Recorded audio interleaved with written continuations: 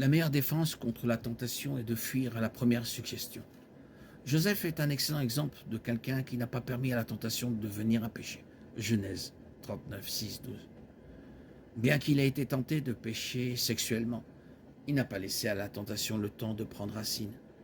Il a utilisé les jambes que Dieu lui avait données et s'est enfui physiquement, plutôt que de rester dans une situation potentiellement dangereuse et d'essayer de parler, de raisonner, de justifier, d'expliquer ou d'affaiblir sa résolution d'une autre manière.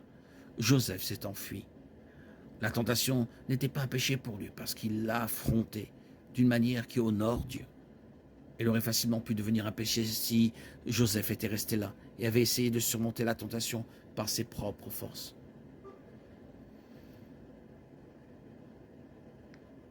Genèse 39, 6, 12.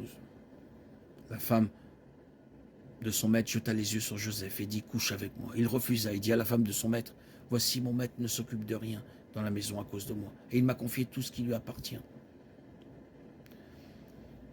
Il n'est pas plus grand que moi dans cette maison, et il ne m'a rien refusé, excepté toi, parce que tu es sa femme. Comment donc pourrais-je faire un si grand mal et pécher contre Dieu ?» Elle parlait tous les jours à Joseph, mais il ne l'écoutait pas, ne couchait pas à côté d'elle, et n'était pas avec elle.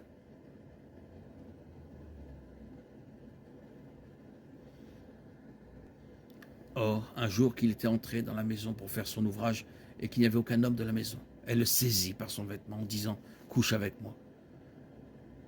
Mais il laissa son vêtement dans sa main, s'enfuit et sortit de la maison.